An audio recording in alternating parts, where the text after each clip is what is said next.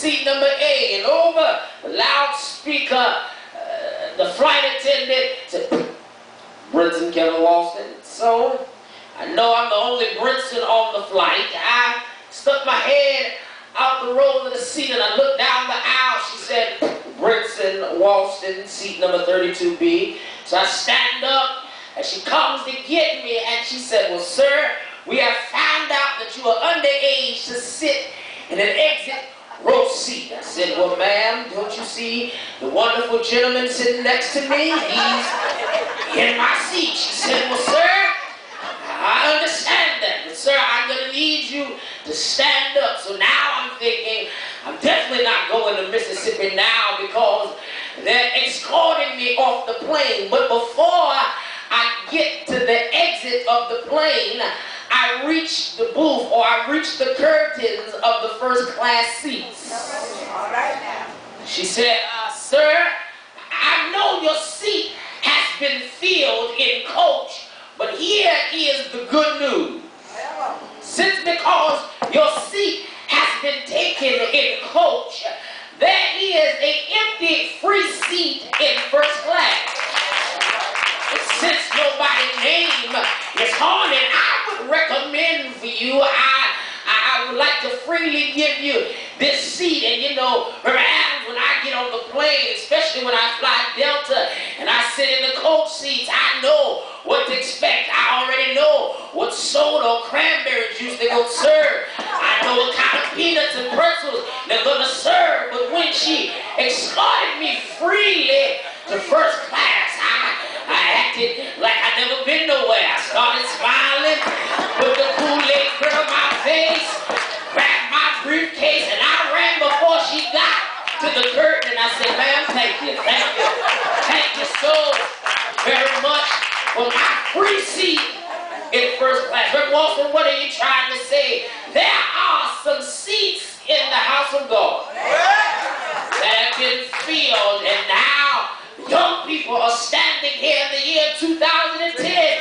trying to figure out where do we take a seat at. And see, we are sitting now as young people in the coach seats, and I know I ain't gonna get no amens on this one, but sometimes we have to give up our seat in first class. I got to get this hand. So, church, give young people a chance to fly out of coach and into first class. Strange to me because when I got to first class with Adams, I sat down and looked around. The first maybe 7 rows in first class were all filled up. But there was the first seat, the first row next to the exit door, ironically. She said, sir, this is your seat. And I said, well, thank you so very much. And she said, well, sir, have a wonderful flight. On my way back to New York, after my week of preaching was up, I got to the airport in Biloxi, Mississippi. Got there, driving almost 50 to 60 miles from Gulfport to Biloxi, Mississippi. Got in and on the plane, and I headed beyond the coach seats. They put me as what they've known as economy seats. Those are the seats that are very close to the bathroom. Those are the seats that are so close to the bathroom that you need to wear an air freshener around your neck. Got mad, Reverend Jenkins, because now y'all lose my seat headed down there, and now y'all give me any kind of seat headed home. Called the airline stewardess, pushed the button over my head. I said, ma'am, I'm not going to sit in this chair. Not going to do that. Just not going to sit in this chair. She said, well, sir, I'm going to need you to be patient. All right. There was a Jewish woman in first class that had got sick. She got sick so bad to where they had to find her a seat next to the bathroom. Do you know who volunteered their seats?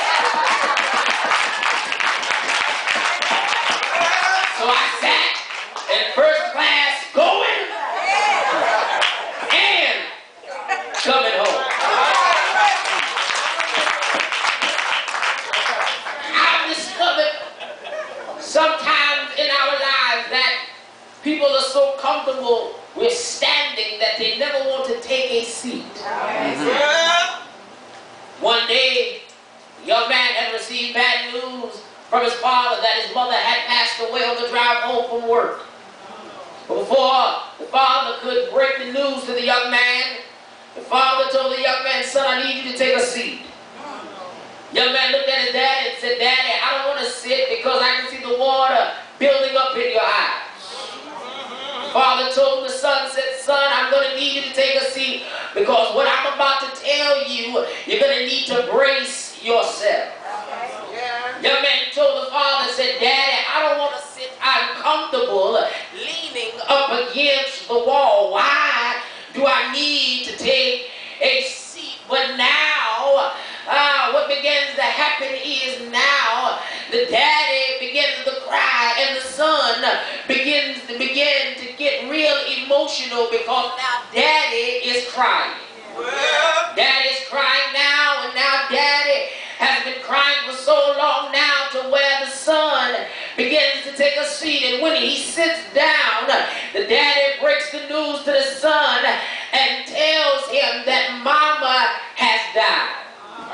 Mama has died here, and now the son begins to cry. But here is the good news of the story. The daddy reaches into his blazer pocket and pulls out an envelope signed to my baby.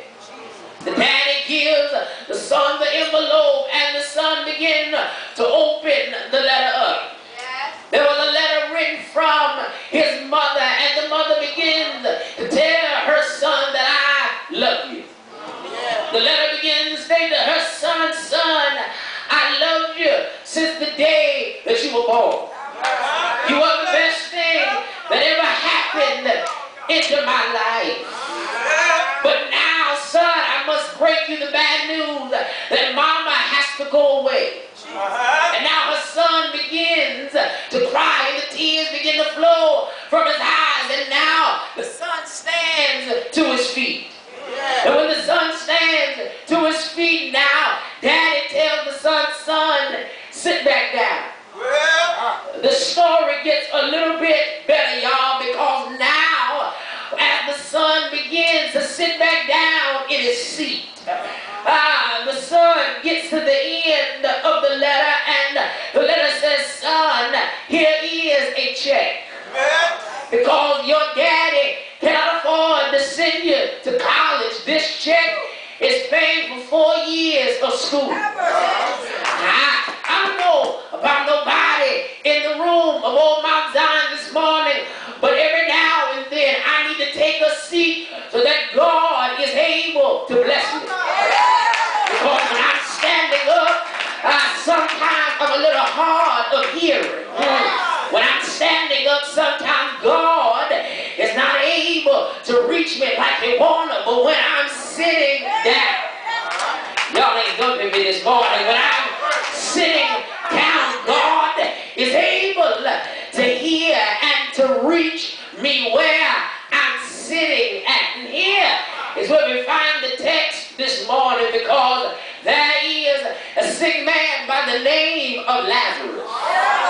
Lazarus had been sick for so very long, Dr. Adams, to where now Mary and her sister Martha had began to believe that Lazarus was dead.